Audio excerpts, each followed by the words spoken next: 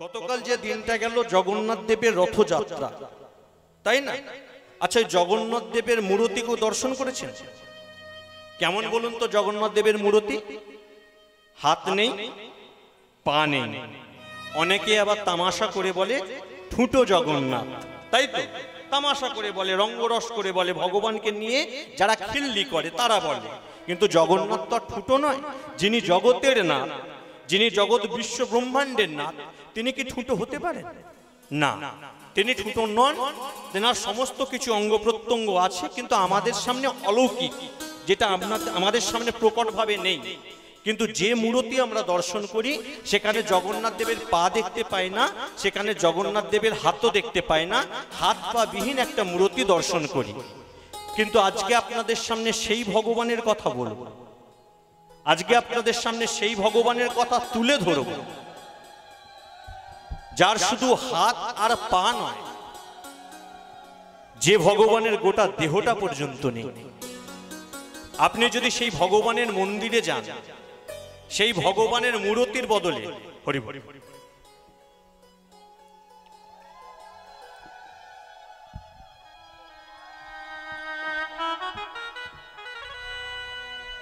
আপনারা যদি কখনো সেই মন্দিরে যান, ভগবানের সম্পূর্ণ দেহটাও দেখতে পাবেন। কি দেখবেন? ভগবানের ওই সিংহাসনে, ভগবানকে আমরা যে কোনো মন্দিরে যদি যাই কি রূপ দর্শন করি না? ত্রিভঙ্গ মুরারি কৃষ্ণ আমার, তিনটে বাঁক নিয়ে, হাতে বাঁশি নিয়ে দাঁড়িয়ে আছে। কোথাও বামে আমার শ্রীমতী রাধা ঠাকুরানী, কোথাও আবার গৌর হরি নিতাই চাঁদ, সম্পূর্ণ দেহ নিয়ে দাঁড়িয়ে থাকতে দেখেছি, তাই তো? কিন্তু আজকে এমনই এক ভগবানের কথা আমরা আস্বাদন করব, যে ভগবান ভক্তের জন্য নিজের দেহটাকেও আমাদের কাছে প্রকট করলেন। যে ভগবান ভক্তকে উদ্ধার করার জন্য বারে বার পৃথিবীর মাটিতে নিজে অবতীর্ণ হয়েছেন, যে ভগবান বারে বারে যুগে যুগে এই পৃথিবীর মাটিতে অবতীর্ণ হয়ে দুষ্টকে দমন করেছেন, সৃষ্টকে পালন করেছেন। ধর্মের উপর যখনই হানা হয়েছে, হানি ঘটেছে, তখনই বারে বার পৃথিবীতে এসেছেন ধর্মের উত্থান ঘটাতে, অধর্মের পতন ঘটাতে। সেই ভগবান আজকে আমাদের মাঝে বিরাজ করছেন শুধুমাত্র একটা কাটা মাথার মাধ্যমে। শুধু কাটা মাথা। আপনারা যদি সেই ভগবানকে কখনো দর্শন করতে যান, মন্দিরে প্রবেশ করলে দেখতে পাবেন একটা সুন্দর সিংহাসন। সেই সিংহাসনের উপর বিরাজ করে আছে একটা শুধু কাটা মাথা। সেখানে ভগবানের কোনো দেহ নাই। কে সেই ভগবান? কেনই বা ভগবানের এরূপ অবতার? কেনই বা কলির মাটিতে আমার ভগবান ত্রিভঙ্গ মুরারি শ্রীকৃষ্ণ আমার নিজের এই অত অপরূপ সৌন্দর্য দেহটাকে বাদ দিয়ে, দিব্য কান্তিধারী দেহটাকে বাদ দিয়ে শুধু কাটা মাথার দ্বারা আজ পর্যন্ত কলির মাটিতে পুজো নিয়ে আসছেন?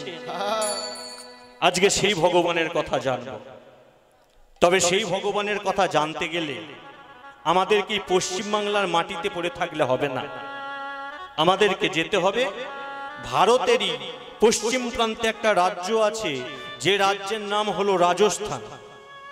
আর এই রাজস্থানেরই একটা শহর যার নাম জয়পুর, আর জয়পুরেরই পাশে একটা খাঁটো নামে অঞ্চল আছে। খাঁটো জায়গাটার নাম হচ্ছে খাঁটো। যদি কখনো কেউ আপনারা রাজস্থানে ঘুরতে যান, ওই খাঁটো নামক জায়গায় গেলে দেখবেন সেই ভগবানের ভব্য মন্দির, যেখানে ভগবান নিজের দেহটা পর্যন্ত রাখেননি, একটা কাটা মাথার দ্বারা পূজিত হয়ে আছে। এমনকি ভগবান শ্রীকৃষ্ণের কতগুলি নাম? 108টা, তাই তো? আমরা ছোটবেলা থেকেই পড়ে আসছি শ্রীকৃষ্ণের অষ্টতর শতনাম। সেই ভগবান আজকে ওই কাটা মাথার দ্বারা নিজের 108টা নামের বাইরেও একটা আলাদা অদ্ভুত নামে এই পৃথিবীর মাটিতে পুজো পাচ্ছে, যার নাম হলো খাটুশ্যাম ভগবান। শুনেছেন কখনো খাটুশ্যামজি? খাটুশ্যামজির কথা কেউ শুনেছেন? অনেকে শুনেননি, অনেকে হয়তো শুনেছেন। ফোনে একটু সার্চ করলে দেখতে পাবেন যে খাটুশ্যামজি ভগবান। অনেক জায়গায় প্রসিদ্ধ মন্দির এখন পশ্চিমবাংলার মাটিতেও হচ্ছে, আপনারা দেখতে পাবেন। আজকে জানতে পারবো লীলার মাধ্যমে কে এই খাটুশ্যামজি, কেন বা পৃথিবীর মাটিতে তার দেহ বাদ দিয়ে শুধু কাটা মাথার দ্বারা আজ পর্যন্ত পূজিত হয়ে আসছে। কি এমন ঘটনা ঘটেছিল যার জন্য নিজে ভগবান নিজে না পূজিত হয়ে ওই কাটা মাথার দ্বারা আজ পর্যন্ত পুজো পাচ্ছেন? এতগুলো বিষয় জানতে পারবো। আজকের আলোচ্য বিষয় খাটুশ্যামজির আবির্ভাব রহস্য। ভালো করে আরেকবার বলে দিই, আজকের আলোচনার বিষয়বস্তু খাটুশ্যামজির আবির্ভাব রহস্য। তবে সেই লীলা আস্বাদনের পূর্বে আমরা যাব নবদ্বীপের মাটিতে। নবদ্বীপের মাটিতে গিয়ে এই কলির ভগবান যিনি, কলির ভগবানকে, কলির ভগবান হলেন, কথায় বলে আশ্রয় করিয়া ভজে তারে কৃষ্ণ নাহি ত্যাজে আর সব মরে অকারণ। আপনি যদি ঠাকুর ঘরে ঢুকে গিয়ে কৃষ্ণ কৃষ্ণ কৃষ্ণ কৃষ্ণ করে দিনরাত ডাকেন, কৃষ্ণ দেখা দেবে? দেবে না। কেন? কৃষ্ণ তখন বলবে, ওরে তুই আমার নাম ধরে ডাকছিস, পরে ডাকবি, আমার আগে একজনকে বসিয়ে রেখেছি, তাকে আগে তুই খুশি কর। আমি একটা পিয়ে রেখে দিয়েছি আমার জন্য, আগে তার সঙ্গে দেখা কর, তার কাছ থেকে অনুমতি নে, তারপর আমার দেখা পাবি। সেটাকে তিনি হলেন শ্রীমতী রাধা ঠাকুরানী। তাহলে রাধা ঠাকুরানীর নাম যদি মন্দিরে গিয়ে বসি রাধে রাধে করি তাহলে দেখা দেবে না। রাধা রানী আবার বলবো, আমি একটা অ্যাসিস্ট্যান্ট রেখে দিয়েছি তোদের জন্য, ঘরে ঘরে, তোদের ঘরে ঘরে একটা অ্যাসিস্ট্যান্ট পাঠিয়ে রেখেছে, আগে তাকে খুশি কর, তারপর আমার কাছে আসবি। তিনি কে? তিনি হলেন আমার গৌর হরি, তাই তো? তাই গৌরকে ছেড়ে যদি রাধা ভজন করি, রাধা তুষ্ট হবে না, আর রাধাকে ছেড়ে যদি কৃষ্ণকে ভজনা করি, কৃষ্ণ তুষ্ট হবে না। তাই গড়া থেকে শুরু করতে হবে। তাহলে আসুন সেই নবদ্বীপের মাটিতে গিয়ে গৌর হরি, কলির ভগবান, আমরা গৌর হরিকে ডেকে এনে তার চরণ পাদপত্রে আশ্রিত হয়ে আমরা শুনবো ভগবানের সেই অপরূপ লীলার কথা। সবাই মিলে প্রেম সে একবার বলবো, নবদ্বীপ ধামে কি না। জয়টা ঠিক মনের মতো হলো না মা, এটা ঠিক ভালো, এরকম করলে কিন্তু আমি আড়ি করে দেবো না, এটা ভালো লাগে বলো? এমন ভাবে জয়ধ্বনিটা দিতে হবে, এখনো যারা আসবে আসবে বলে ভাবছে তাদের যেন মনের মধ্যে একটা প্রশ্ন তৈরি হয়ে যায়, সত্যি কি তাহলে ভালো কিছু হয়ে গেল? আপনারা হলেন কৃষ্ণ ভক্ত। কৃষ্ণ অর্থাৎ কর্ষণ। দেখবেন যে কৃষ্ণ নাম করে, কৃষ্ণ তাকে নিজের দিকে আকর্ষণ করে, তাই না? এক মুখে যে একবার কৃষ্ণ নাম বলে ফেলেছে, তার মুখ থেকে কৃষ্ণ নাম সরানো যায় না, তাই তো? তাই আপনারা হলেন সেই কৃষ্ণের ভক্ত। কৃষ্ণের নামে যদি কর্ষণ হয়, সেই কৃষ্ণের ভক্ত আপনারা। তাহলে আপনাদের কর্ম কি হবে? যারা অভক্ত আছে, যারা এখনো ভক্তির পথে ঠিক মতো আসতে পারেনি, আপনাদেরকে তাদেরকে ডেকে নেই ভক্তির পথে আনতে হবে। তবে উঠে গিয়ে গিয়ে কাউকে আনতে হবে না, অত কষ্ট করতে হবে না। এখানে বসে জয়ধ্বনির দ্বারা তাদের কানে পৌঁছে দিতে হবে যে তোরা আয়, এই হরিবাসরে আয়। কারণ এই দিন যদি কেটে যায়, আর হয়তো মানব জীবনে এই দিন বুঝে আসবে না। আসবে কি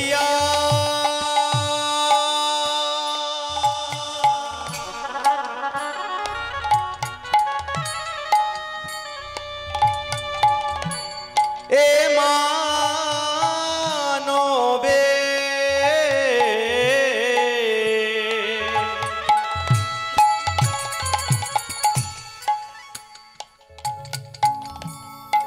এমন সুদিন ফিরে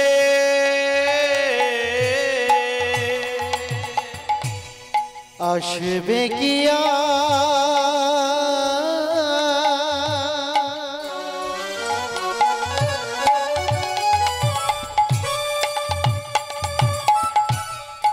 এ মানবে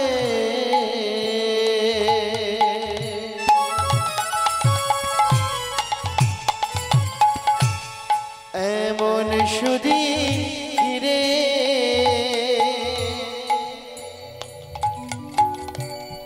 আসবে কি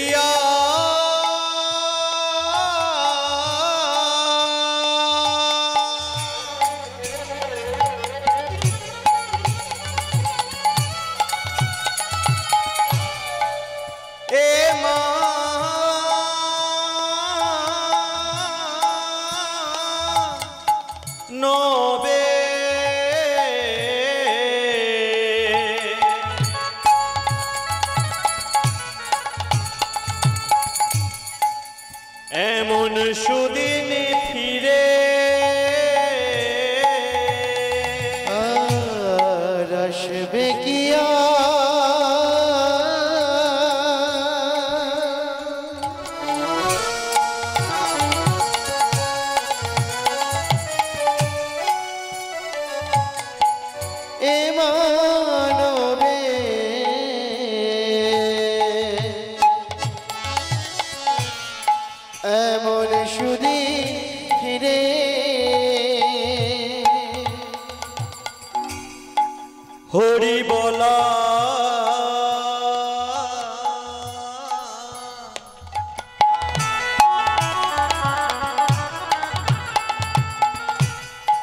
পাখি এলো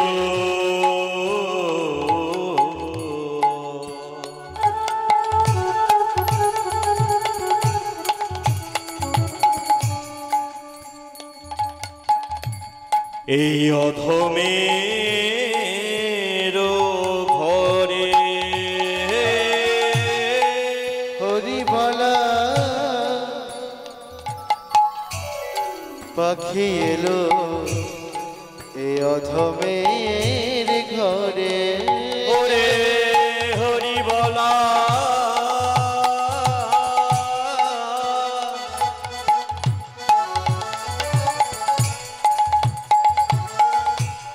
পাখি এলো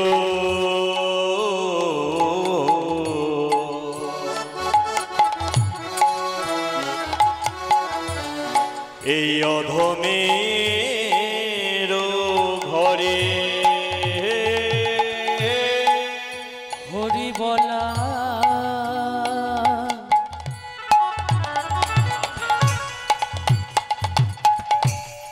পাখি এলো এই অধমেরই ঘরে ওরে আসবে কিয়া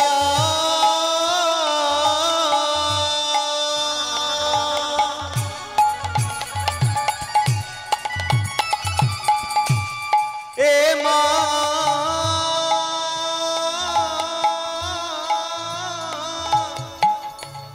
নবে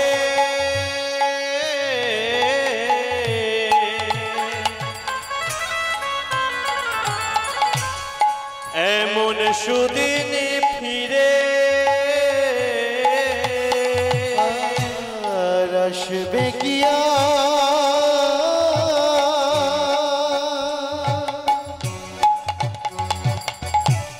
এ মানবে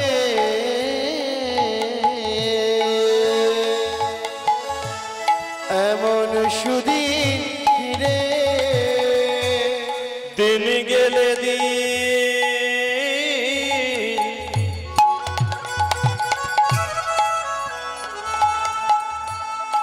আসে না ফিরে দিন গেলে দিন আসে না ফিরে আমাদের দিন গেলে দিন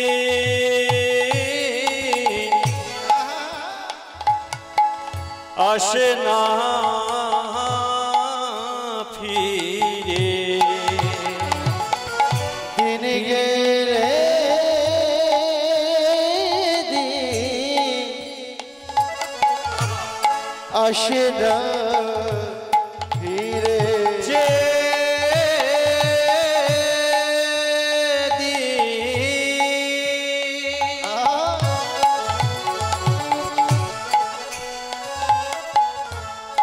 আমাদের জীবন হতে একবার চলে যাই রে দিন গেলে দিন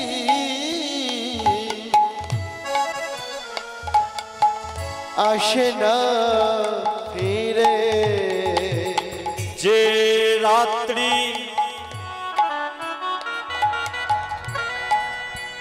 আমাদের জীবন হতে চলে যা চলে যাও কোনো দিনের জন্যে সে রাত্রি ফিরে আসে না আসে না আসে না হায় রে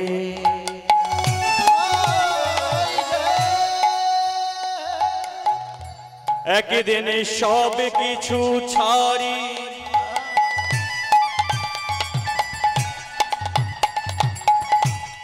আমাদের দিতে হবে পারি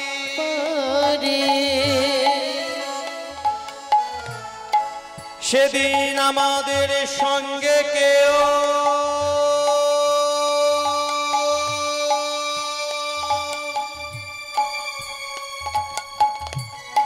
যাবে না যাবে না যাবে না হায় রে হায় রে শেষের দিনে যাবে কেবল এই মধুর মধুর কৃষ্ণ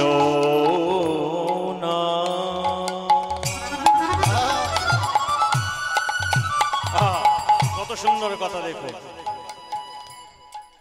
একবার যদি আমাদের জীবন থেকে যে দিনটা পেরিয়ে চলে যাচ্ছে সেই দিনটাকে আপনি চাইলে আর ফিরে পাবেন? যে দিনটা আজকে চলে গেল, আজকে দুপুরে যে পসরা কীর্তন হলো এখানে, তাই তো এই পসরা কীর্তনটা আজকে দুপুরে হয়ে গেল, এই দিনটা আপনি কালকে চাইলে আর পাবেন?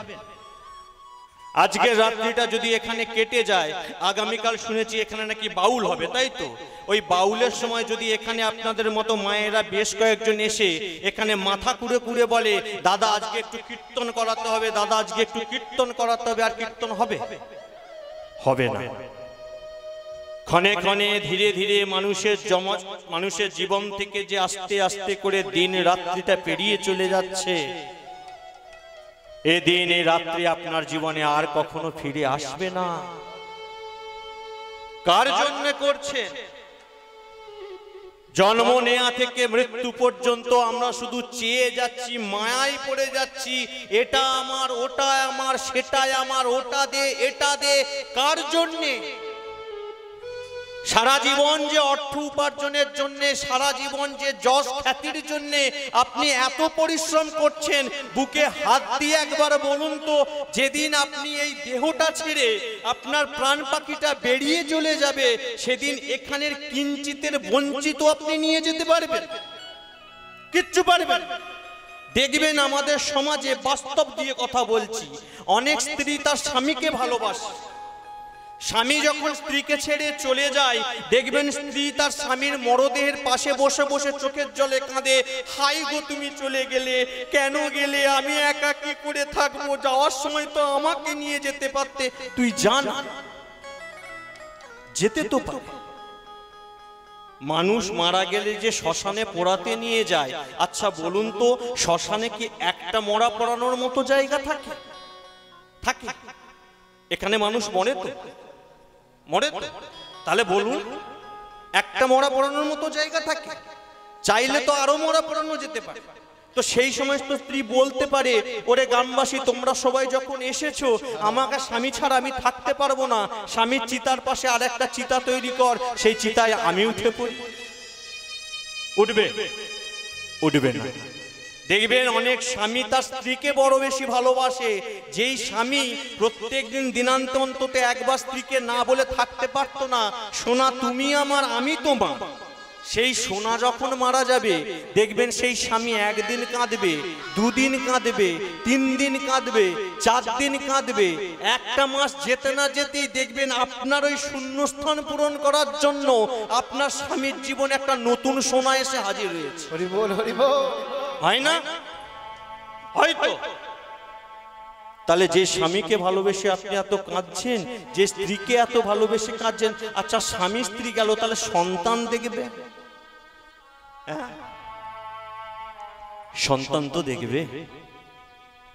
যেই সন্তানকে মানুষ করার জন্য প্রত্যেকটা বাবা মা নিজের গায়ের রক্তটাকে পর্যন্ত জল করে দেয়, দেয় না? একটা ছেলেকে সুখী রাখার জন্য একটা বাবা মার জীবনের কত কষ্ট।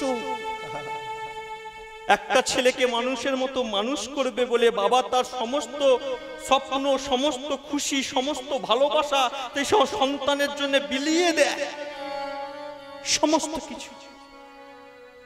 কিন্তু আমাদের নিয়ম দেখুন, নিষ্ঠুর সমাজে যেদিন আপনি মারা যাবেন, আপনারই ওই সাথের সন্তানটা শ্মশানে যাবে, এক মুষ্টি উলু হাতে করে নিয়ে 3টে পাক খুঁড়ে আপনি যেই সন্তানটার মুখ থেকে বাবা বাবা ডাক শুনবেন বলে ছটফট করতেন, সেই সন্তানটাই আপনার মৃত্যুর পর আপনার মুখে আগুন দিয়ে। কার জন্য? কিসের জন্য করছে? যেই ভগবানকে ভালোবেসে আমরা পৃথিবীর মাটিতে আসলাম, যেই ভগবানকে পাওয়ার জন্য আমরা পৃথিবীর মাটিতে আসলাম। হ্যাঁ, শুধু আমি নয় মা, আমি কীর্তন করছি বলে যে আমি একা কথা দিয়েছি তা নয়। এখানের প্রত্যেকটা বাবা, প্রত্যেকটা মা, প্রত্যেকটা সন্তান, প্রত্যেকটা আত্মীয় যখন মাতৃগর্ভে ছিলাম না, আমরা প্রত্যেকেই কথা দিয়েছিলাম। যখন 10 মাস 10 দিন গর্ভ যন্ত্রণায় আমরা ছটফট করছিলাম, হাত পাটাকে ভালো মতো মেলার মতো জায়গা ছিল না, ওই পেটের মধ্যে মল মূত্র রক্ত পুঁজের মধ্যে আমাদের জীবনটা যখন দুর্বিষহ হয়ে উঠেছিল, তখন একবারের জন্য বলেছিলাম, ও হে কৃষ্ণ দয়াময়, আর কেন? অনেক হলো প্রভু, এবার একটু আমায় কৃপা করো না, দয়া করে আমাকে ভবের মাটিতে নিয়ে চলো না দয়াময়। বিশ্বাস করুন, আপনার সেদিন ওই একবার আকুল আর্তনাদের ডাকে সাড়া দিয়ে আমার প্রাণ কৃষ্ণ ওই মাতৃগর্ভে পৌঁছে গিয়েছিল।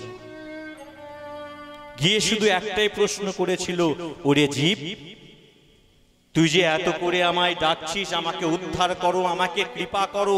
উদ্ধার তো আমি করব, কৃপা তো আমি করব, ভবের মাটিতে তো তোকে আমি নিয়ে যাব, কিন্তু বিনিময়ে তুই আমায় কি দিবি, কি দিবি? সেদিন সবাই আমরা একটা কথা বলেছিলাম, কেন প্রভু, তুমি যদি কৃপা করে আমাকে ভবের মাটিতে নিয়ে চলো, ভবের মাটিতে গিয়ে আমরা তোমার নাম করব। এখানে এত মায়ের দল, এত বাবার দল বসে আছেন, বুকে হাত দিয়ে কই বলুন তো যে হ্যাঁ আমরা সেই কথাটা রাখতে পেরেছি। যেই না মাতৃগর্ভ থেকে পৃথিবীর মাটিতে ভূমিষ্ঠ হলাম, সাথে সাথে মায়ার করাল গ্রাস আমাদেরকে গ্রহণ করলো। এটা মা, ওটা বাবা, এটা স্কুল, এটা কলেজ, এটা ডিগ্রি, এটা স্ত্রী, এটা সন্তান, এটা মান, এটা সম্মান, এটা গাড়ি, এটা বাড়ি, আর এত কিছুকে উপার্জন করতে গিয়ে ওই ভগবানকে ভুলে গেলাম। এটাই জীবন। কিন্তু আমরা মানুষ হয়ে ভুলে যাই, যাই কিছু তুমি ইহ জগতে সঞ্চয় করে যাও না কেন, এর কিছুই যাবে না। যেদিন তুমি মারা যাবে, আগুনের সাথে পুড়ে ছাই হয়ে তোমার খালি ওই ধুলোর মতো কিছু অবশিষ্ট পড়ে থাকবে, তাই না? খুব সুন্দর একটা বাংলা গান আছে, গাইবো যদি বলেন? কীর্তন আসক্ত গাইবো একটা বাংলা গান, কত সুন্দর দেখুন। আহা, এই তো জীবন,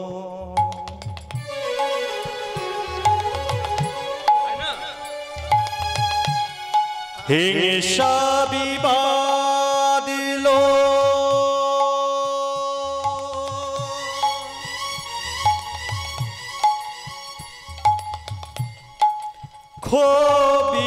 ক্ষোভিষে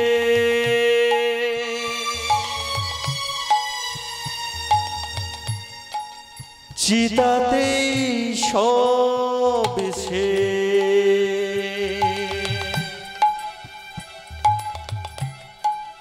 চিতাতে সব সে, তাই না? যতই তুমি সঞ্চয় করো, যতই রোজগার করো, যতই গাড়ি করো, যতই বাড়ি করো, কিন্তু যেদিন তোমার এই খাঁচা থেকে পাখিটা উড়ে চলে যাবে, এর তুমি কিছুই নিয়ে যেতে পারবে। শুধু যাবে এই রাত্রিটা, এই রাত্রি জাগরণ করে যে আমরা কৃষ্ণ নাম শুনছি, এই রাত্রি জাগরণ করে কৃষ্ণ নামের সঙ্গে যে আমাদের নয়ন বাড়ি ছড়াচ্ছি, যদি কিছু যায় আমাদের সাথে শুধু এইটুকুটাই যাবে, তাই না? তাই সময় যখন হয়েছে গো,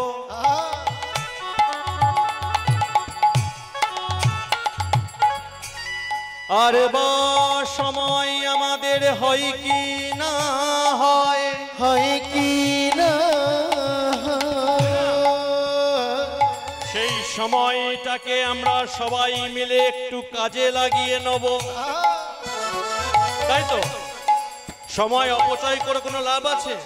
সময়ের ঘড়ির কাঁটা বয়ে যায় টিক টিক টিক, তাই তো? এই কাঁটা আমরা কেউ থামাতে পারবো না, কিন্তু যখন আমরা এই জায়গায় এসে বসে পড়েছি, ভগবানকে গর্বের সাথে বলতে পারবো এপারের কাজ ছেড়ে ওপারে গিয়ে, প্রভু তুমি এত প্রশ্ন করছো, তুমি কি ভুলে গেছো সেই দিনটার কথা?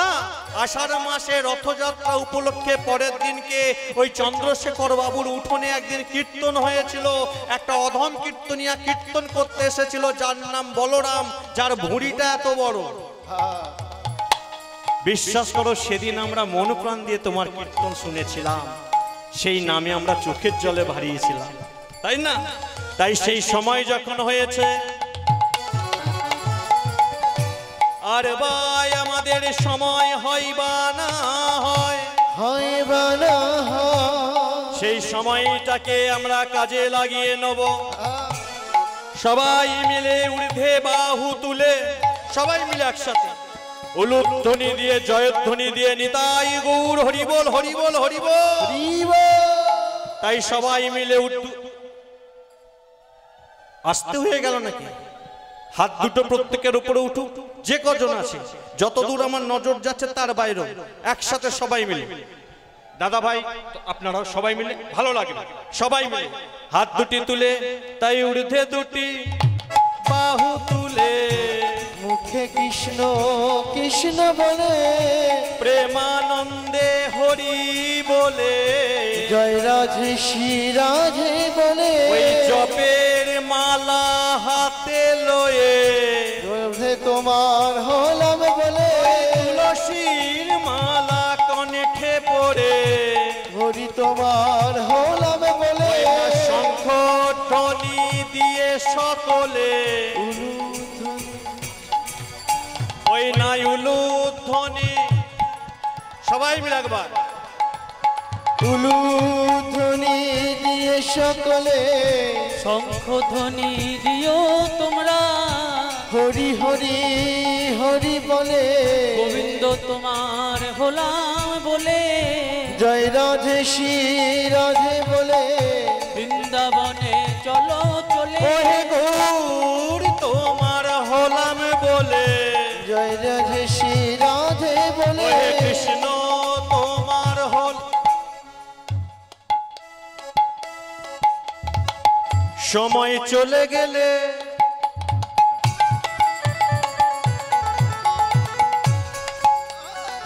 সময় চলে গেলে, হরিবল হরিবল হরিবল, আর হরি কথা বলা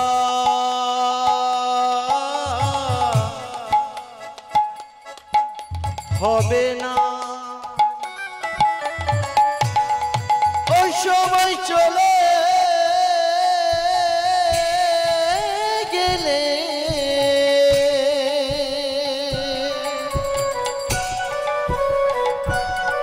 হরি কথা বলা হবে না। আর সেই সময় যখন আমাদের হয়েছে, একবার নয়, দুবার নয়, তিনবার নয়, বারে বার যখন সুযোগ পাবো, যখনই বলার ইচ্ছে হবে, সবাই মিলে একসাথে আমরা উচ্চস্বরে বলবো, নিতাই গৌর হরিবল হরিবল হরিবল, গৌর তোমার হলাম বলে, রাধে শ্রী রাধে বলে, বৃন্দাবনে যাই না চলে, রাধে কৃপা করো বলে, কৃষ্ণ তোমার হলাম বলে, জয় রাধে শ্রী রাধে বলে, গোবিন্দ তোমার হলাম বলে, বৃন্দাবনে চলো চলে, ওই না ধুলাই করা করি দিয়ে, রাধে কৃপা করো বলে, ওই না প্রেমানন্দে বলো সকলে, জয় রাধে শ্রী রাধে বলে, ওহে রাধে তোমার হলাম বলে, বৃন্দাবনে চলো চলে, ওহে রাধে কৃপা, ওই না জয় রাধে শ্রী নিতাই গৌর হরিবল হরিবল হরিবল, চলো চলে, জয় রাধে শ্রী রাধে বলে, বৃন্দাবনে চলো চলে, আসবে কিয়া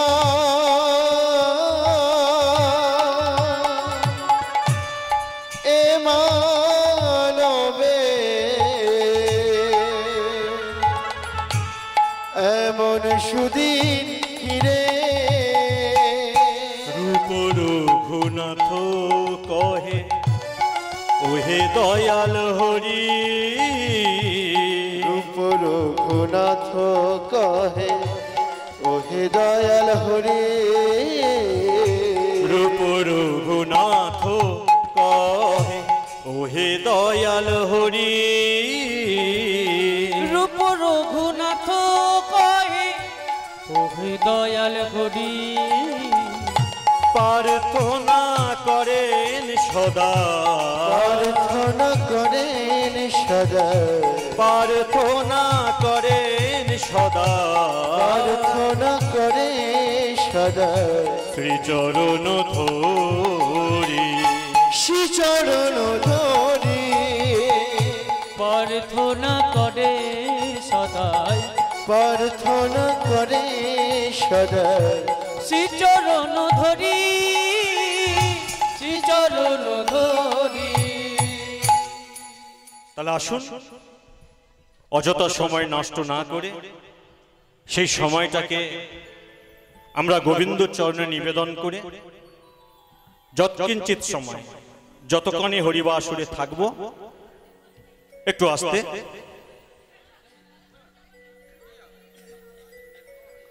কথা বলছিস কেন তোরা সামনে কথা বলিস না সামনে বসে কথা বল যৎকিঞ্চিত সময় সেই ভগবানের অপরূপ এক লীলার কথা আস্বাদন করব যে বিষয় নিয়ে আজকে আমরা বলেছিলাম আজকের আলোচনার বিষয়বস্তু মনে আছে কি বলেছিলাম বলুন তো যে বিষয় নিয়ে আলোচনা করব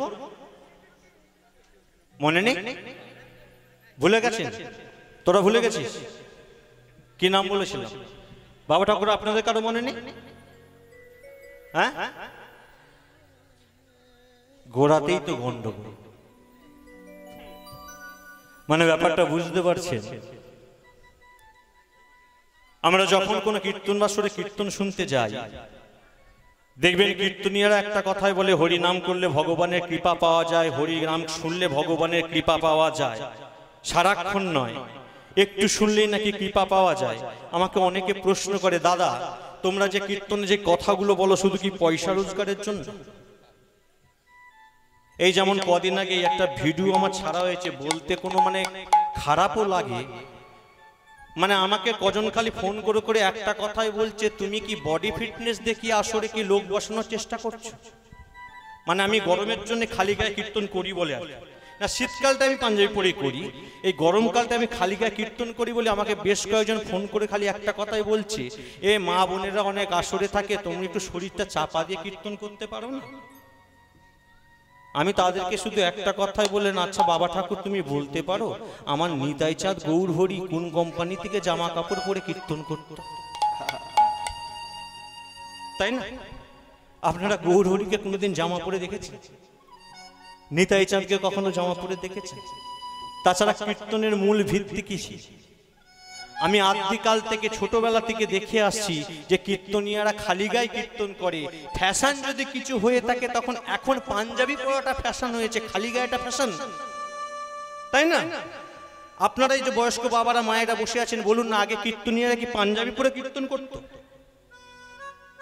আমি ওনাদেরকে এইটা কথাটা বলে বোঝাতে পারলাম না কীর্তন আসরে দাঁড়িয়ে কীর্তনিয়া খালি গায়ে কীর্তন করে বলে তোমাদের এত মান সম্মানে লাগছে আর রাস্তা দিয়ে যখন মা বোনেরা হেঁটে হেঁটে যাচ্ছে তাদের সঙ্গে যে অন্যায় অত্যাচারটা হয় তখন তোমরা বাবা কোথায় থাকো হ্যাঁ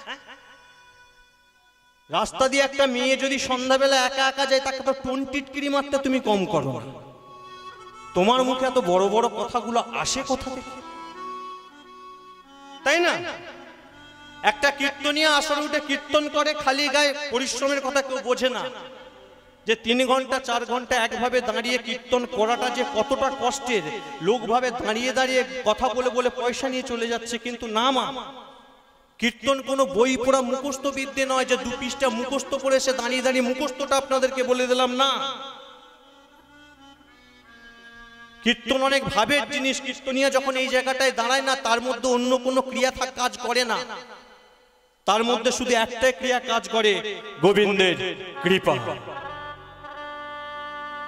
আজকে কীর্তনিয়ারা খালি গায়ে কীর্তন করে বলে অনেক সমাজে অনেকে অনেক কথা বলে, এখন ভদ্র সমাজ ভব্য সমাজ। আমি তাদেরকে প্রশ্ন করতে চাই, আজকালকার মা বোনেদের উপর যে অত্যাচারটা হচ্ছে, তখন তোমরা কোথায় থাকো? তখন তো তোমাদের মুখ থেকে একটা কথা বেরোয় না। কই তখন তো তুমি গর্জে ওঠোনি ভাই, তখন তোমার অত্যাচারটা কোথা যায়? তখন তোমার উদ্যম সাহসটা কোথা যায়? একটা কীর্তনীয় আসরে দাঁড়িয়ে যখন কীর্তন করে তখন তোমার বুকটা বড় চরচর করে, কেননা তুমি শিক্ষিত মানুষ, তোমাকে বিজ্ঞানের চরণে তুমি থাকো, কিন্তু তোমাকে বাধ্য করছে কীর্তনীয়রা ভগবানের চরণটাকে আপন করার জন্য। তোমাকে বাধ্য করছে যে ভগবানের চরণের সাথে সাথে বাবা মাকে পুজো করো, সেই জন্যে যে বইয়ের পা ছেড়ে, বইয়ের হাতটাকে ছেড়ে বাবা মার পায়ে পড়ো, তার জন্য তোমার বড় কষ্ট হচ্ছে না? তখন তোমার কথাগুলো কোথা থেকে যায়? কীর্তনীয়রা কিছু বলতে জানে না, ভুল করছে সেসব মানুষগুলো। জাগছে, আস্তে আস্তে জাগছে আমার সনাতন ধর্ম, জেগে উঠছে। হ্যাঁ, এখন সনাতন ধর্ম অতটা দুর্বল নেই। একজন যদি সাহস করে বাড়ির বাইরে বেরিয়ে আসে, দেখবেন আপনার পেছন পেছনে সেই সনাতনীরা বেরিয়ে আসছে, যারা ধর্মকে ভালোবাসে, যারা মানুষকে ভালোবাসে, যারা হিন্দু সনাতন ধর্মটাকে বাঁচিয়ে রাখতে চায়। ধর্ম রক্ষতি রক্ষিতাহা। তুমি যদি ধর্মকে রক্ষা করো, ধর্ম ঠিক তোমাকে রক্ষা করবেই করবে। এটা যুগের আধার, এটা সৃষ্টির আধার, এটা জীবের আধার। রাধে রাধে। তুমি একটা মানুষের কাছ থেকে সব কেড়ে নাও, সে কিছু বলবে না, কিন্তু একটা মানুষের কাছ থেকে যখন তুমি তার ধর্মটাকে কেড়ে নিতে চাইবে, সে কিন্তু ছেড়ে কথা বলবেন। তাই হচ্ছে আজকে আমাদের এই অবস্থা। এত কীর্তন শুনছি, এত কীর্তন বাসরে যাচ্ছি। আচ্ছা, এখানে এত মা এত বাবা আছেন, কেউ হাত তুলে আমাকে বলুন তো, হ্যাঁ বাবা আমরা ভগবানের কৃপা সাক্ষাৎ পেয়েছি, কীর্তন শুনে সাক্ষাৎ গোবিন্দের কৃপা পেয়েছি? কেউ আমরা বলতে পারবো না। কেন? যেই ভগবানের কৃপা 50 বছর ধরে নয়, এখানে তো 5 থেকে 50, 70, 80 বয়স মানে বছর বয়স পর্যন্ত সবাই আছেন। এই 70 বছর 80 বছর পর্যন্ত নয়, মাত্র 5টা বছর ভগবানকে ডেকে পেয়ে গেলেন। 5টা বছরের একটা ছোট্ট ছেলে, আপনারও তো জ্ঞানীজন গুরুজন, একটা 5 বছরের ছেলে ডেকে ভগবানকে ডেকে পেয়ে গেল। সত্য যুগে ভক্ত প্রহ্লাদ। আমাদের সমাজে একটা 5 বছরের ছেলে দেবী সরস্বতীর কাছে নিয়ে গিয়ে সিলেট পেন্সিল ধরিয়ে তাকে লেখানো হয়, এটা অ, এটা আ, যার অক্ষর জ্ঞান পর্যন্ত হয়নি। কিন্তু দেখুন, ওই 5 বছর বয়সে ভগবানকে পেয়ে গেল সত্য যুগে ভক্ত প্রহ্লাদ। এতদিন নয়, 50 বছর ধরে নয়, 60 বছর ধরে নয়, 70 বছর ধরে নয়, এত হরিবাসন নয়, মাত্র 7 দিন 7টা রাত্রি আপনাদেরই মতো ছেঁড়া চটে বসে কীর্তন শুনে, গেয়ে নয়, শুধু শ্রবণ করে ভগবানকে পেয়ে গেল। এই কলিযুগের প্রারম্ভে, কলি যখন ঢুকবো হচ্ছে, চন্দ্রবংশের শ্রেষ্ঠ রাজা, যার নাম মহারাজ পরীক্ষিত, শ্রমিক মুনির ছেলে সিংহী অভিশাপ দিয়েছিল 7 দিনের মধ্যে তোমার তক্ষক জংশনে মৃত্যু হবে। আর সেই 7 দিন পরীক্ষিত মহারাজ শুকদেব গোস্বামীর মুখ থেকে 7 দিন 7 রাত্রি ধরে ভাগবত পাঠ শ্রবণ করেছিল।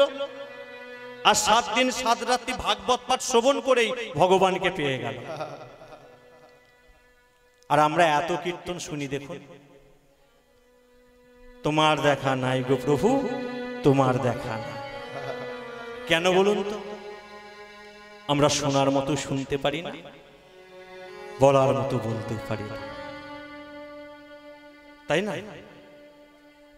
কিন্তু আজ যখন আমরা বসেছি, জানি না কতটুকু আপনাদেরকে ভগবানের কাছে নিয়ে যেতে পারবো, তবে চেষ্টা করব মন প্রাণ এক করে ভগবানের গুণকীর্তন করার জন্য। করবেন একটু সবাই মিলে? আর বাহক হরি হরায় নম কৃষ্ণ করা যাবে? যাদবাই নমো,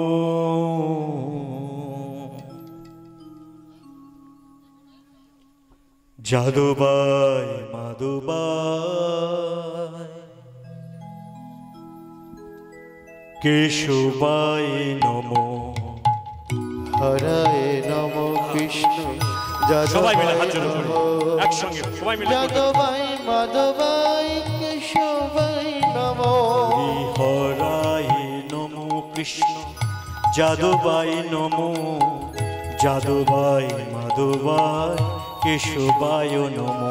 হরি হরায় নম কৃষ্ণ যাদবায় নম যাদবায় মাধবায় কেশবায় নম গোপাল গোবিন্দ না শ্রীমধুসূদন, গিরিধারী গোপীনা মদন মোহন।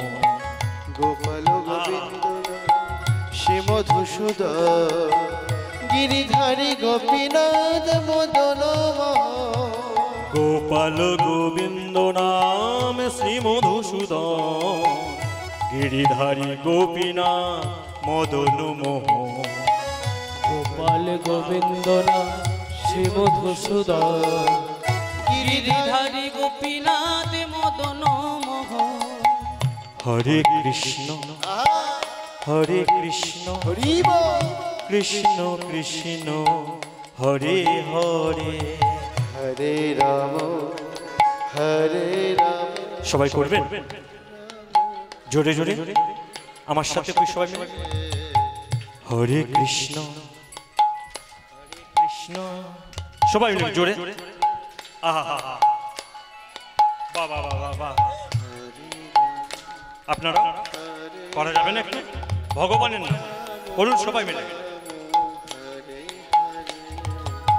হরে কৃষ্ণ কৃষ্ণ কৃষ্ণ হরে হরে। হরে রাম রাম রাম হরে হরে। হরে কৃষ্ণ কৃষ্ণ কৃষ্ণ হরে হরে। হরে রাম রাম রাম হরে হরে। নাম করেছেন কই তালে তালে তালিটা জোরে হোক সবাই মিলে। বাহ জোরে আরেকটু বাহ। কৃষ্ণ কৃষ্ণ হরে হরে। হরে রাম রাম রাম হরে হরে। হরে কৃষ্ণ কৃষ্ণ কৃষ্ণ হরে হরে। হরে রাম রাম রাম হরে হরে। হরে কৃষ্ণ কৃষ্ণ কৃষ্ণ হরে হরে। হরে রাম রাম রাম হরে হরে। হরে কৃষ্ণ কৃষ্ণ কৃষ্ণ হরে হরে। হরে রাম রাম রাম হরে হরে। হরে কৃষ্ণ কৃষ্ণ কৃষ্ণ হরে হরে। হরে রাম রাম রাম হরে হরে। হরে কৃষ্ণ কৃষ্ণ কৃষ্ণ হরে হরে। হরে রাম রাম রাম হরে হরে। হরে কৃষ্ণ কৃষ্ণ কৃষ্ণ হরে হরে। হরে রাম রাম রাম হরে হরে। নিতাই গৌর হরি বল হরি বল হরি বল হরি বল। হরি বল হরি বল হরি বল হরি বল। হরি বল হরি বল হরি বল হরে গৌর হরি বল। তাহলে আসুন আজকে যে লীলা আমরা আস্বাদন করব বলেছিলাম, আজকে আস্বাদনের বিষয়বস্তু খাটু শ্যামজির আবির্ভাব রহস্য। তাই যাব আমরা সেই লীলা আস্বাদন করতে। তবে লীলাটা আস্বাদন করতে গেলে আমাদেরকে একটু মহাভারতের পৃষ্ঠাটা উল্টাতে হবে। মহাভারতের কুরুক্ষেত্রের যুদ্ধের 18টা দিনের যুদ্ধের কথা আমরা জানি, তবে আমরা কুরুক্ষেত্রের যুদ্ধ পর্যন্ত যাব না। লীলাটা আমরা শুরু করব মহাপাপী শকুনির চক্রান্তে। ওই মহামানী দুর্যোধন পঞ্চপাণ্ডবকে পুড়িয়ে মারবে বলে একসময় একটা যদুগৃহ নির্মাণ করেছে, তাই না? লীলাটা আমরা এই যদুগৃহ থেকে শুরু করব আর মিলন করব ওই কুরুক্ষেত্রের প্রান্তরে গিয়ে। তাহলে আসুন সেই লীলায় আমরা আস্বাদন করি। অর্গানটা কি ইনবক্স নেই, মনিটর দুটো একটু বাড়াতো অর্গানটা। সেই লীলায় আস্বাদন করব। আজকে লীলার বিষয়বস্তু খাটু শ্যামজির আবির্ভাব রহস্য। তাই প্রেম সে সবাই মিলে একবার বলবো, ভগবান শ্রীকৃষ্ণ কি, শ্রীমতী রাধা ঠাকুরানী কি, বাঁকে বিহারী লাল কি, খাটু শ্যাম ভগবান কি, জয় জয় শ্রী রাধেশ্যাম। যুগে যুগে তুমি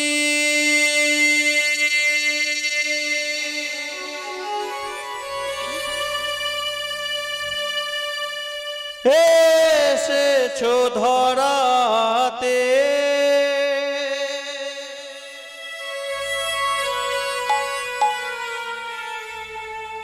রাখিতে ভক্তের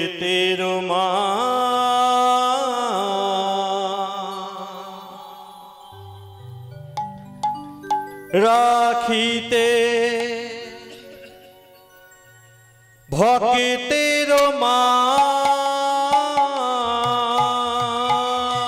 যুগে যুগে তুমি এসেছো ধরাতে, রাখিতে ভক্তের রাখিতে ভক্তের যুগে যুগে তুমি এসেছো ধরাতে, রাখিতে ভক্তের রাখিতে ভক্তের যুগে যুগে তুমি এসেছো ধরাতে, রাখিতে ভক্তের রাখিতে ভক্তের আমি যে অভাগা অনধনয়, কি দিয়ে পুজিব বলো ওরাঙাচর। আমি যে অভাগা অন্ধনয়, কি দিয়ে পুজিব বলো ওরাঙাচর। আমি যে অভাগা অনধনয়, কি দিয়ে পুজিব বলো ওরাঙাচর। আমি যে অভাগা অন্ধ নয়ন, কি দিয়ে পুজিব বলো ওরাঙাচর। সাজিয়ে ফুলের ডালি কত না ডেকেছি আমি, সাজিয়ে ফুলের ডালি কত না দেখেছি আমি, সাজিয়ে ফুলের ডালি কত না ডেকেছি আমি, সাজিয়ে ফুলের ডালি কত না দেখেছি আমি। কৃপা করো গো প্রভু তুমি নারায়ণ। যুগে যুগে তুমি এসেছো ধরাতে, রাখিতে ভক্তের রাখিতে ভক্তের আমার প্রভু গো রাখিতে ভক্তের আমার প্রভু গো রাখিতে ভক্তে। হ্যাঁ, বাড়িতে কেউ আছে? হ্যাঁ, যদি বাড়ির মধ্যে কেউ থেকে থাকেন দয়া করে একটু বেরিয়ে আসবেন। আমরা পথভোলা পথিক, এই জঙ্গলের মধ্যে ঘুরতে ঘুরতে শরীরটা এখন অবসন্ন, খিদায় তৃষ্ণায় সারা দেহটা জর্জরিত। কৃপা করে যদি আজকের রাত্রিটা আপনার এই কুটিরে একটু আশ্রয় দান করেন, বড় উপকৃত হয়। কে আপনারা?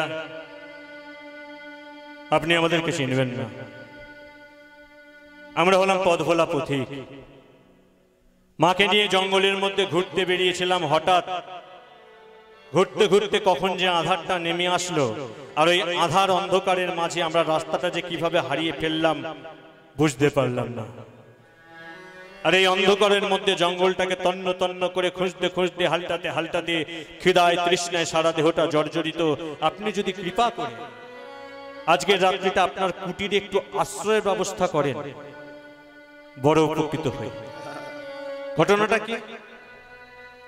নেই, মহামানী দুর্যোধন যখন পঞ্চপাণ্ডবকে যদুগৃহে পুড়িয়ে মারা চক্রান্ত করেছিল, ঠিক সেই সময় ভগবান শ্রীকৃষ্ণ মহামন্ত্রী বিদুরের সহায়তা নিয়ে ওই পঞ্চপাণ্ডবকে যদুগৃহ থেকে উদ্ধার করে মাতা কুন্তী সমেত নদী পার করে রেখে এসেছিল গভীর জঙ্গলের মধ্যে। আর ওই গভীর জঙ্গলের মধ্যে হাঁটতে হাঁটতে, চলতে চলতে আজকে 5 ভাই পরিশ্রান্ত, বৃদ্ধা মা আর হাঁটতে পারছে না, মৃত্যু যখন শিয়রে, ঠিক সেই সময় অন্ধকারের মধ্যে থেকেও কোথাও যেন একটা আলোর শিখা দেখতে পেল পঞ্চপাণ্ডব। আর যেই না আলোর শিখাটা দেখতে পেয়েছে, একটু বেঁচে থাকার তাগিদে, একটু আশ্রয়ের তাগিদে ছুটে চলল ওই আলোর দিশা করে। আর ছুটতে ছুটতে একটা গ্রামের সম্মুখে এসে হাজির হয়ে একটা পাতার কুটিরের সামনে এসে ডাক দিয়েছেন, হ্যাঁ, বাড়িতে কি কেউ আছেন? যদি কেউ বাড়ির মধ্যে থেকে থাকেন, কৃপা করে একটু বেরিয়ে আসবেন। আরে আপনাদেরকে তো চিনতে পারলাম না। না, আপনি আমাদেরকে চিনবেন না। আমরা হলো পথভোলা পথিক। মাকে নিয়ে জঙ্গলে ঘুরতে বেরিয়ে কখন যে পথটা হারিয়ে ফেলেছি বুঝতে পারিনি। যদি কৃপা করে রাত্রিতে একটু আশ্রয় দেন। আরে এভাবে বলছেন কেন? হ্যাঁ, আমি মানলাম আমি হতদরিদ্র ব্রাহ্মণ, কিন্তু আমার বাবা মা আমাকে একটা শিক্ষা দিয়ে গেছে, শোন বাবা, বাড়িতে যেই ভগবানকে তুই পুজো করিস, যেই পাথরের মূর্তিটাকে পুজো করিস, যে নারায়ণকে পুজো করিস, ও হলো পাথরের মূর্তি। না জানি কত জন্মই পাথরের মূর্তিকে তুই ডাকলে তবে এই পাথরের মূর্তি থেকে ভগবান তোকে দেখা দেবে। তবে একটা কথা মনে রাখিস, এই ভগবান কিন্তু পৃথিবীর প্রত্যেকটা বস্তু কণার মধ্যে বিদ্যমান। স্বামী বিবেকানন্দ একটা কথা বলে গেছিলেন না, জীবে প্রেম করে যেই জন, সেই জন সেবিছে ঈশ্বর। আমরা মন্দিরে ঘটা করে মূর্তির পূজা করি, মন্দিরে ঘটা করে দামি দামি মূর্তি নিয়ে এসে মূর্তির আরাধনা করি, কিন্তু আমরা জীবের সেবায় কজন লাগতে পেরেছি কোনোদিন ভেবেছে? বাড়িতে যদি খেতে বসি, সেই সময় যদি বাড়ির দ্বারে একটা ভিখারি এসে বলে, মা এক মুঠো খাবার আমাকে দেবে, আমাদের তখন কষ্ট হয়, বিরক্তি হয়। আরে ভিক্ষা চাওয়ার তুমি একটা সময় পেলে না? সবে দুমুঠো খেতে বসেছি, যাও দুটো বাড়ি থেকে ঘুরে এসো, বলি তো আমরা। করবেন না মা? কে বলতে পারে ভগবান কি রূপে, কি বেশে আপনার দ্বারে গিয়ে আপনার কাছ থেকে দুমুঠো খেতে চায়, তাই না? বাড়ির সামনে দিয়ে যদি একটা কুকুর চলে যায়, তাকে ইট মারতে, পাটকেল মারতে আমাদের বুকে বাঁধে না। ভগবান যদি প্রতিটা বালুকণার মধ্যে বিদ্যমান হয়, তাহলে আপনার মধ্যে যত পরিমাণ ভগবান আছে, একটা কুকুরের মধ্যেও সেই সমান পরিমাণ ভগবান কিন্তু আছে। একটা কুকুরকে দেখলে আমাদের রাগ হয়, তাকে মারতে ছেড়ে দেয়। একটা ভিখারিকে দেখলে আমরা থুতু ফেলি, ভিখারিকে দেখলে ঘেন্না হয়। কিন্তু ভগবানের মূর্তি নিয়ে এসে ঘটা করে পুজো করি, বলুন তো ভগবান কি এতে সুখী হবে? হবে না। আগে জীব সেবা কর। যে অর্থ উপার্জন করেছে, যে পয়সা দিয়ে তুমি মন্দিরের ভগবানকে সেবা দেবে, সেই অর্থের পয়সায় তুমি যদি দুস্থ দরিদ্র মানুষকে সেবা দিতে পারো, তাতে তোমার মঙ্গল বেশি হবে। হ্যাঁ, আমার বাবা বলে গেছে, আসুন বাড়ির ভেতরে চলুন। এই দরিদ্র ব্রাহ্মণ যতটুকু পারবে, যেভাবে পারবে আপনাদের সেবার আয়োজন করবে। আজকে ব্রাহ্মণের বাড়িতে পঞ্চপাণ্ডব সমেত কুন্তী দেবী তো গেলেন, দেখবেন সারাদিন যদি কেউ না খেয়ে থাকে, আর সারাদিন না খেয়ে থাকার পর কারো পেটে যদি দুমুঠো অন্ন যায়, সে দেখবেন আর জেগে থাকতে পারে না। প্রচলিত একটা কথা আছে, খেতে পেলে শুতে চায়, আছে না? আপনি যাকে যখনই দুমুঠো খেতে দেবেন, দেখবেন তারপরে তার মানে নয়ন দুটো যেন বন্ধ হয়ে আসে, সে একটু শোয়ার জন্য ছটফট করে। আজকে পঞ্চপাণ্ডব সারাদিনের পর যেই না দুমুঠো ব্রাহ্মণের বাড়িতে খেয়েছে, ওই পাতার কুটিরের মধ্যে ঘুমিয়ে পড়েছে, কিন্তু ঘুম নেই একটা মায়ের চোখে। এটাই তো মা, তাই না? মায়ের স্বরূপটাই হলো এটা। একটা মায়ের কাছে দেখবেন একটা সন্তান যত বড়ই হয়ে যায়, সেই সন্তান দেখবেন চিরটাকাল ছোট। সে যে যতই অর্থ সম্পত্তি বিষয় ব্যাংক ব্যালেন্সের মালিক হয়ে যাক না কেন, তার কাছে সব সময় দেখবেন ছোট। আমি অন্য কারো কথা বলবো না, আমি আমার মায়ের কথা বলছি। শুনুন, যাক আপনাদের কৃপায়, আপনাদের ভালোবাসায় বেশ কয়েকটা জেলাতেই আমরা কীর্তন করে বেড়াই। মানে মাঘ মাস থেকে শুরু হয়, তো মানে এটা হচ্ছে আমাদের সিজনের শেষ প্রোগ্রাম। রথে আমাদের একটা সিজন শেষ হলেই আজকের দিনে প্রোগ্রাম দিয়ে সিজন শেষ, আবার নতুন খাতা চালু হবে। যাক এই সিজনে মোটামুটি আমরা কয়েকটা জেলায় ঘুরেছি, সেই আশীর্বাদ নিয়ে একসময় গানে গেছিলাম কুলতলি থানা, সুন্দরবন কুলতলি থানা। গানে যাওয়ার জন্য সকাল 11টা বাজে খেতে বসেছি। মা জিজ্ঞাসা করছে, বাবা আজকে এত তাড়াতাড়ি বেরিয়ে যাচ্ছিস কোথায়, অনেক দূরে গান? বলছে হ্যাঁ গো মা, আজকে অনেকটা দূরে প্রোগ্রাম আছে, যেতে অনেক সময় লাগবে। বাবা কখন ফিরবি? আমি বললাম ফিরতে ফিরতে মা 2-2:30 বেজে যাবে রাত্রে। খেয়ে দিয়ে বেরিয়ে তো গেছি, কীর্তন করেছি। যাও কীর্তন করতে করতে সেদিনকে 2-2:30 নয়, বাড়ি ফিরতে ফিরতে সকাল 6টা-6:30 বেজে গেছে। এবার 6টা-6:30 সময় যখন আমি বাড়ি ঢুকছি, দেখি না আমার স্ত্রী, আমার যে গিন্নি, মন্দিরটাকে পরিষ্কার করে ধুচ্ছে। আমি যেতেই সঙ্গে সঙ্গে মন্দির থেকে বেরিয়ে আসলো, ব্যাগপত্র নিয়ে ঘরে ঢুকলো, 1 গ্লাস জল দিল। জল খেয়ে আমি বিছানাটায় বসেছি, জামা কাপড়টা খুলবো। আমাকে বলছে, তোমায় একটা কথা বলবো। কিছু বলো না, কিছু মনে করবে না তো? না না বলো না, বলো না, কি বলবো বলো না। কাল থেকে যখন তুমি কীর্তনে যাবে না, তুমি তোমার মাকেও নিয়ে যাবে। কেন? আমি ভাবলাম সংসারে হাঁড়ি করা থাকলে ঠোকাঠুকি হয়, শাশুড়ি বৌমা আছে, নিশ্চয় কিছু হয়েছে। আচ্ছা মা কি কিছু বলেছে আমায় বলো, আমি মাকে বলি। না না তোমার মা কি ওসব কিছু বলেনি, ওসব কোনো ব্যাপার না। তাহলে তুমি এভাবে বলছো? আরে আমাকে যদি রাত্রিতে একটু ঘুমাতে দেয়। কেন? মায়ের কি শরীর? আরে না, তোমার মায়ের শরীর খারাপও নয়। তাহলে না, রাত্রিকালে কালকে রাত্রিতে যখনই একটু ঘুমানোর জন্য চোখটাকে বন্ধ করছি, তখনই তোমার মা আমার কাছে আসছে, এসে শুধু একটা কথাই বলছে, বৌমা বৌমা। হ্যাঁ মা, কিছু বলবে? কটা বাজে গো? না 2 বেজে গেছে। ও বৌমা একটা কাজ করো না গো, ছেলেটাকে একটা ফোন করবে। যাওয়ার সময় বলে গেল 2-2:30 ফিরবে, আমার মনটা বড় মানছে না গো। 2 বেজে গেল, ছেলেটা অত দূরে প্রোগ্রামে কীর্তন করতে গেছে, রাস্তায় গাড়ি ঘোড়া নিয়ে যাতায়াত করে, কিছু হলো কি না হলো দেখো না গো। আমার স্ত্রী ঘুমাচ্ছে, কিন্তু আমার মায়ের চোখে ঘুম নাই। আমার স্ত্রী জানে আমার স্বামী যেখানে গেছে কীর্তন করতে, সেখানে কীর্তন করবে, ভক্তদের মন জয় করবে, সনাতন ধর্মের প্রচার করবে, সেখান থেকে যৎকিঞ্চিৎ উপার্জন সে করবে, সেটা দিয়ে আমার সংসার চলবে।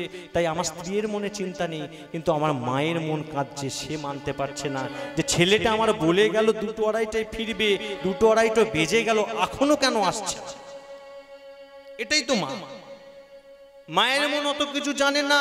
একটা মা সন্তানের কাছে টাকা চেনে না, পয়সা চেনে না, গাড়ি চেনে না, বাড়ি চেনে না। একটা মা সদা সর্বদা চায় তার সন্তান যেন তার চোখের সামনে থাকে, তার সন্তান যেন তার হৃদয়ের সামনে থাকে, তার সন্তানটাকে সে যেন সবসময় দেখতে পায়। কিন্তু আমাদের মতো ছেলেরা সেই সব মায়ের সাথে কি করে? কি করে? আমরা এমন কুলাঙ্গার ছেলে তৈরি হয়েছে আজকালকার সমাজে, একটু বড় না হতে হতে 2 পয়সা রোজগার করতে না করতে যেই মা সারাটা জীবন আমাকে মানুষ করার জন্যে নিজের সুখ শান্তির কথা ভুলে গেল, সেই মাকে দুবেলা দুমুঠো খেতে দেওয়া তো দূরের কথা, ঘরে আমরা ঠিক মতো থাকতে দিতেও চাই না, বের করে দিই। কত রাস্তায় রাস্তায় দেখি, কত মাকে দেখি রাস্তায় রাস্তায় ভিক্ষা করে, 2 মুঠো খাবারের জন্য 1 টাকা 2 টাকা করে আমাদের কাছে চেয়ে বেড়ায়।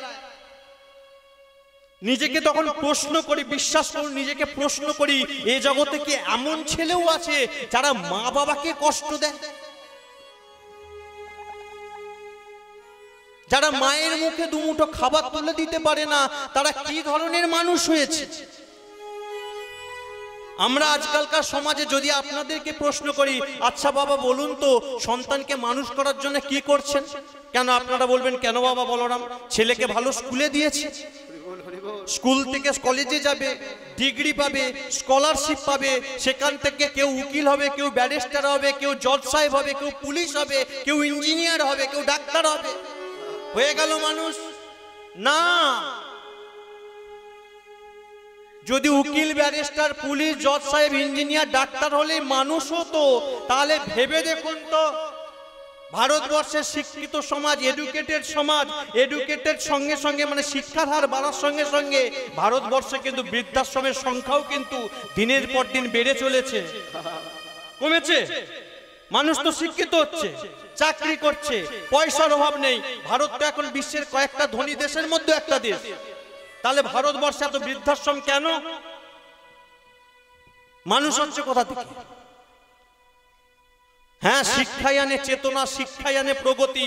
শিক্ষা দিয়ে যদি মানুষ, ছেলেরা মানুষ হয়ে যেত, তাহলে তাকে দেখুন ওই মূর্খ অশিক্ষিত লোকটাকে কেউ ভগবান বলে পুজো করতো না। মূর্খ অশিক্ষিত লোকে পাগল বলে, খাঁপা বলে, সম্মান দিয়ে কোনোদিন কাউকে কথা বলতে শিখেনি। নিজের থেকে ছোট এলেও তুই, নিজের থেকে বড় এলেও তুই, এমনকি ভগবানকেও তুই। দেখুন সেই পাগল খাঁপা মূর্খ অশিক্ষিত ছেলেটা, লোকটা আজকে কলকাতার বুকে সামান্য মানুষ থেকে ঠাকুরের সিংহাসনে বসে আছে।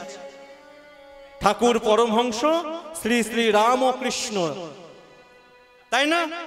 মূর্খ তো, অশিক্ষিত তো, কিন্তু দেখুন সে সামান্য মানুষ থেকে ঠাকুর হয়ে আছে। আর ওই মূর্খ অশিক্ষিত লোকটার অহংকার ভাঙতে গেল কে? একটা শিক্ষিত ছেলে যার নাম হলো নরেন্দ্রনাথ দত্ত। আরে কি বলছে? হ্যাঁ, পাথরের মধ্যে আবার ভগবান থাকে নাকি? এসব ভাঁওতাবাজি অন্য জায়গায় দেখাবে, আমাদেরকে বললে হবে না আমরা শিক্ষিত ছেলে। আর অহংকার ভাঙতে গিয়ে ওই নরেন্দ্রনাথ দত্ত মানে রামকৃষ্ণ দেবের পরীক্ষা নিতে গিয়ে নিজেই পরীক্ষায় পড়ে গেল। আর নিজেই যেই পরীক্ষায় পড়ে গেছে, সঙ্গে সঙ্গে নিজের বিবেককে বলছে, হ্যাঁ রে বিবেক, তুই কি মানুষ হলি এতদিনে? তোর বাবা তোকে শিক্ষিত করেছে, তোর বাবা তোর জন্য বিষয় সম্পত্তি রেখেছে, তোর বাবা তোকে রূপ দিয়েছে, যৌবন দিয়েছে, শিক্ষা দিতে পেরেছে, কিন্তু তোকে মানুষ করতে পারেনি এখনো পর্যন্ত। তোকে যদি মানুষ হতে হয়, এই মূর্খ অশিক্ষিত লোকটার পায়ে তোকে পড়তেই হবে, তবে না আজকে আমরা বিবেকানন্দকে পেয়েছি। নরেন্দ্রনাথ দত্ত সেদিনকে যদি নিজের কলারটাকে তুলে বলতো, ওই মূর্খ লোকটার পায়ে কেন আমি মাথা ঠেকাবো, বলুন তো সেই বিবেকানন্দকে আজ আমরা পেতাম? যে বিবেকানন্দ বিশ্বের দরবারে গিয়ে এই হিন্দু সনাতন ধর্মের ধ্বজাটাকে নতুন ভাবে উত্তোলন করলো, বিশ্বের দরবারে চেনালো যে সব থেকে শ্রেষ্ঠ ধর্ম যদি হয় এই আমাদের সনাতন ধর্ম। শুধু পড়াশোনা দিয়ে মানুষ হয় না বাবা।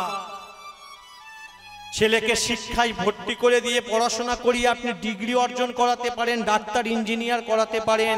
যদি ছেলেকে মানুষ করতে চান, এই পথে ছেলেকে আনতেই হবে, ওই ঠাকুরের ঘরটা ছেলেকে চেনাতেই হবে, তবে হবে ছেলে মানুষ।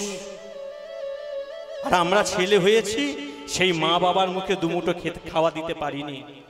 আজকে পঞ্চপাণ্ডব ঘরের মধ্যে ঘুমিয়ে পড়েছে, কিন্তু কুন্তী দেবীর চোখে ঘুম নেই। কারণ কি? কুন্তী দেবীর মনে একটা প্রশ্ন জাগছে যে আজকে জঙ্গলের মধ্যে থাকতে থাকতে নয় একটা আশ্রয় পেয়ে গেলাম, কালকে যদি না আশ্রয় পাই, কালকে দিনটা এই জঙ্গলে যদি একটা আশ্রয় না পায় তাহলে 5টা ছেলেকে খেতে দেবো কি? আর এই চিন্তা করতে করতে কখন যে রাতটা গভীর হয়ে গেছে বুঝতে পারেন। আর ওই গভীর রাত্রিতে যেই ঘরে আজকে পঞ্চপাণ্ডব শুয়ে আছে ঠিক পাশের ঘর থেকে হঠাৎ যেন কেউ বলে উঠল, আমি যাব, আমি যাব মা, আমি যাব। তুমি চোখের জল মোছো। তুমি এই রাত্রিকালে এভাবে যদি চোখের জলে কাঁদতে কাঁদতে আমার যাওয়ার পথটা পিছিল করে দাও, আমি যে কোনো কর্মে গিয়ে সফল হতে পারবো না মা। মোছো চোখের জল। গোপাল, তুই যে আমার একটা মাত্র ছেলে বাবা, তুই আমার চোখের সামনে এইভাবে মৃত্যুর মুখে ঢলে পড়বি, আমি মা হয়ে সহ্য করতে পারি কি করে? এই গোপাল, এক কাজ কর না, আজকে রাত্রিকালে তোকে কোথাও যেতে হবে না, তোর বদলে যদি আমি যাই। ছেলে বলছে আমি যাব, মা বলছে আমি যাব, হঠাৎ পাশ থেকে বাবা বলল, আরে তোমরা কি শুরু করেছো বলো তো? এই গোপাল, শুয়ে পড়, তোকে যেতে হবে না। এই ব্রাহ্মণী, তুমিও শুয়ে পড়ো, তোমাকেও কোথাও যেতে হবে না। এই রাত্রিকালে যদি কাউকে যেতে হয় সেটা যাব আমি। মা বলছে আমি যাব, ছেলে বলছে আমি যাব, বাবা বলছে আমি যাব। কুন্তী দেবী মনে মনে ভাবছে এই ব্রাহ্মণের ঘরে হলোটা কি? এরা রাত্রেবেলা কোথায় যাবে বলছে, আমাকে দেখতে হবে। এই চিন্তা করে আজকে কুন্তী দেবী বিছানা থেকে উঠে ব্রাহ্মণকে ডাক দিয়েছে। ব্রাহ্মণ, ব্রাহ্মণ। হ্যাঁ মা জননী ডাকছেন? না, আমি বেশ কিছুক্ষণ ধরে আপনার ঘরের একটা আওয়াজ কথা শুনতে পাচ্ছি। কখনো আপনি বলছেন আপনি যাবেন, কখনো আপনার সন্তান বলছে সে যাবে, কখনো আপনার স্ত্রী বলছে সে যাবে। আচ্ছা, আপনারা যাবেন কোথায় বলুন তো? জানতে চাই মা জননী? শুনুন তো, এই রাত্রিকালে আপনি আশ্রয়ের জন্য যে গ্রামের মধ্যে এসেছেন না, এই গ্রামে একটা ভয়ঙ্কর দৈত্য বাস করে, যেই দৈত্যের নাম হলো হিড়িম্ব। এই হিড়িম্ব নামক দৈত্য এতটাই অত্যাচারী, প্রত্যেক দিন গ্রামের মধ্যে আসে, কারো ছেলে, কারো সন্তান, কারো মা, কারো বাবা, যখন যাকে পারে এই গ্রাম থেকে তুলে নিয়ে চলে যেত। কেননা ওই হিড়িম্ব রাক্ষস ছিল মানুষ খেকো। গ্রামের সবাই অতিষ্ঠ হয়ে উঠেছিলাম, তাই সেদিন একটা নিয়ম করেছিলাম যে ওই হিড়িম্ব রাক্ষস প্রত্যেক দিন গ্রামের মধ্যে আসে মানুষ খাওয়ার জন্যে। তাই গ্রামটাকে যদি রক্ষা করতে হয়, ওই রাক্ষসকে আর গ্রামে আসতে দিলে হবে না। এই গ্রাম থেকে প্রত্যেক দিন একটা করে মানুষ যদি আমরা রাক্ষসের কাছে পাঠিয়ে দিই, তাহলে গ্রামটা তো রক্ষা পেয়ে যায়, তাই না? গ্রামে প্রত্যেক দিন আসে মানুষ খাওয়ার জন্য, তাই প্রত্যেক দিন মানুষ খাওয়ার জন্য যদি গ্রামে আসে, তাই গ্রাম থেকে প্রত্যেক দিন একটা করে মানুষ যদি আমরা রাক্ষসের কাছে পাঠিয়ে দিই, তাহলে ও তো আর গ্রামে এসে অত্যাচার করবে না। আর সেই প্রথা এতদিন এখনো চালু হয়ে আসছে। আজকে আমার বাড়ি থেকে একজনের যাওয়ার পালা। কুন্তী দেবী মনে মনে ভাবছে, আপনি এত বড় উপকার করলেন, আমাদের এই রাত্রিকালে আশ্রয় দিলেন, আমার 5টা ছেলের জীবন বাঁচালেন, আর আমরা বেঁচে থাকতে আপনার বাড়ি থেকে একজন এইভাবে মৃত্যুর মুখে চলে যাবে? না, এটা তো হতে পারে না। শুনুন ব্রাহ্মণ, এই রাত্রিকালে আপনার বাড়ি থেকে কেউ দানবের কাছে যাবে না। তাহলে না, এই রাত্রিকালে আপনাদের বাড়ির পরিবর্তে ওই দানবের কাছে যাবে আমার ছেলে ভীম। এই বলে সঙ্গে সঙ্গে ভীমকে ডাক দিস। ভীম, এই ভীম, এদিকে আয়। খাওয়া দাওয়া করেছিস? ঘুমটুম হয়েছে? শোন বাবা, এক কাজ কর, এই গ্রামের বড় বিপদ, তুই ঘুম আর ঘুমোতে হবে না, তুই ছুটে চলে যা। এই গ্রামে একটা ভয়ঙ্কর দানব বাস করে, সেই দানবের সঙ্গে যুদ্ধ কর। দানবের সঙ্গে যুদ্ধ করবি, কেউ জানুক বা না জানুক, আমি জানি তোর গায়ে কত ক্ষমতা আছে, ঠিক আছে? দানবের সাথে যুদ্ধ করে দানবকে পরাজিত করে তুই আমার কাছে ফিরে আসবি। হ্যাঁ, তুই যদি আমার কাছে ফিরে আসতে পারিস, তাহলে গ্রামটাও রক্ষা পেয়ে যায় আর ব্রাহ্মণের বাড়ির সবাই রক্ষাও পেয়ে যায়। এই বলে ভীম কি করেছে, মা তুমি যখন আদেশ করেছো আমি কি আর ফেলতে পারি? বেশ, আমি এক্ষুনি বেরিয়ে যাচ্ছি তোমার আদেশ রক্ষা করার জন্যে। দাঁড়া দাঁড়া দাঁড়া, যাচ্ছিস বাবা? যাচ্ছিস যা, তবে একটা কথাই বলি, বাড়ি থেকে কেউ যদি কোনো শুভ কাজের জন্য বের হয়, সেই সময় যেতে যেতে তুই মুখে একটু কৃষ্ণ নাম করতে করতে যায়, তার নাকি যাত্রাটা শুভ হয়। তাই আমরাও বলি তো, যে বাড়ির কেউ যখন শুভ কাজে যায় তাকে বলি না একটু ঠাকুর ঘরায় ঠাকুরতলায় প্রণাম করে যা, ঠাকুর ঘর থেকে প্রণাম করে যা, একটু হরিধ্বনি দিয়ে যা, তাই তো, তাতে যাত্রাটা শুভ হয়। আজকে ভীম যাচ্ছে দানবের সঙ্গে যুদ্ধ করতে, মা বলেছে রাস্তায় বেরিয়ে একটু কৃষ্ণ নাম করতে করতে যাবি, তাতে তোর যাত্রাটা শুভ হবে। আজকে ভীম গ্রামে বেরিয়েছে আর গ্রামবাসীকে সবাই মিলে সবাইকে বলছে, ও গ্রামবাসী শোনো, তোমরা তোমাদের যে এতদিন কষ্ট ছিল, যন্ত্রণা ছিল, আজকের পর আর সেটা থাকবে না। আমি যাচ্ছি তোমাদের হয়ে ওই হিড়িম্ব দৈত্যের সঙ্গে যুদ্ধ করতে। শুধু যাওয়ার পথে তোমাদের কাছে করজোড়ে নিবেদন, আমার সাথে একটু কৃষ্ণ নাম তোমরা যদি করো। করা যাবে? করা যাবে? সবাই মিলে বাহু তোলা যাবে? কই উঠুক দেখি সকলের। আজকে ভীম যাচ্ছে, ভীম রাস্তায় বেরিয়েছে আর বেরিয়েই মুখে ধরেছে কৃষ্ণ নাম। কৃষ্ণ বলে বাহু তুলে নাচরে মো হরি বলে। একটা বিশেষ ঘোষণা আছে, এটা বলে দিই। যাই হোক, বর্তমান দিনকালের যে অবস্থা সবাই আপনারা জানেন। এই এত সুন্দর হরিবাসর, মাইক লাইট, এত আড়ম্বর, এই আয়োজনটা করতে অনেকটা অর্থের প্রয়োজন, সবাই আপনারা জানেন। যখন চন্দ্রদা একটা নিজের দায়িত্ব কাঁধে তুলে নিয়ে এটা করে, এটা গ্রামের মঙ্গলের জন্য, জীবের মঙ্গলের জন্য। আমি ওনার হয়ে বলে দিচ্ছি, উনি একটু ভিক্ষা ঝুলি নিয়ে আপনাদের সকলের কাছে যাবেন। যে যেমন পারবেন, যতটুকু পারবেন একটু সহযোগিতার হাত বাড়িয়ে দেবেন। তবে একটা কথা আমার অনুরোধ, এমন কিছু দেবেন যাতে ঠিংঠাং করে আওয়াজটা না উঠে। আওয়াজটা উঠলে আমার তো অসুবিধা হবে। এমন কিছু দেবেন যেন আওয়াজটা একটু কম হয়, মানে বুঝতে পারছেন? হ্যাঁ, একটু দেখে শুনে দেবেন। আজকে ভীম যাচ্ছে, চলুন দাদা যাও। ভীম যাচ্ছে হিড়িম্বর সঙ্গে যুদ্ধ করতে, মুখে কৃষ্ণ নাম করতে করতে। সবাই মিলে কৃষ্ণ বলে বাহু তুলে নাচরে মন হরি বলে। কৃষ্ণ বলে বাহু তুলে নাচরে মন হরি বলে। কৃষ্ণ বলে বাহু তুলে নাচরে মন হরি বলে। কৃষ্ণ বলে বাহু তুলে নাচরে মন হরি বলে। কৃষ্ণ বলে বাহু তুলে নাচরে মন হরি বলে। কৃষ্ণ বলে বাহু তুলে নাচরে মন হরি বলে। কৃষ্ণ বলে বাহু তুলে নাচরে মন হরি বলে। কৃষ্ণ বলে বাহু তুলে নাচরে মন হরি বলে।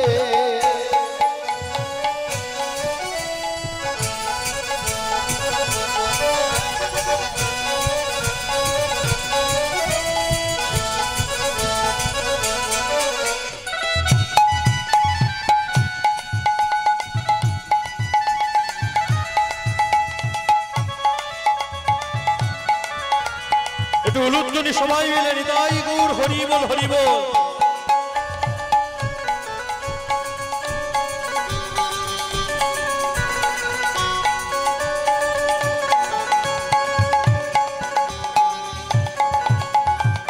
যেখানে নেই কোনো ক্লান্তি, যেখানে আছে শুধুই শান্তি। যেখানে নেই কোনো ক্লান্তি, যেখানে আছে শুধু শান্তি। যেখানে নেই কোনো ক্লান্তি, যেখানে আছে শুধুই শান্তি। যেখানে নেই কোনো ক্লান্তি, যেখানে আছে শুধু শান্তি। বদন ভরে হরি নামে গান, করে হরি নামে গান। বদন ভরে হরি নামে গান। হরি নামে গান। মুখেতে বলো কৃষ্ণ নাম। কৃষ্ণ কৃষ্ণ কৃষ্ণ কৃষ্ণ। কৃষ্ণ বলে বাহু তুলে নাচরে মন হরি বলে। কৃষ্ণ বলে বাহু তুলে নাচরে মন হরি বলে। কৃষ্ণ বলে বাহু তুলে নাচরে মন হরি বলে। কৃষ্ণ বলে বাহু তুলে নাচরে মন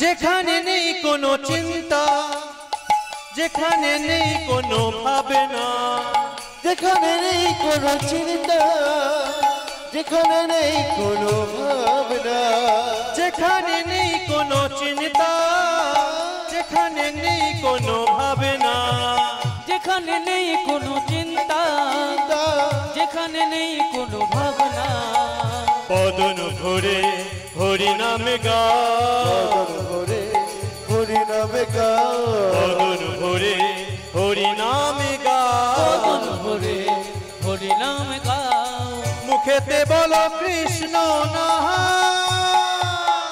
কৃষ্ণ কৃষ্ণ কৃষ্ণ কৃষ্ণ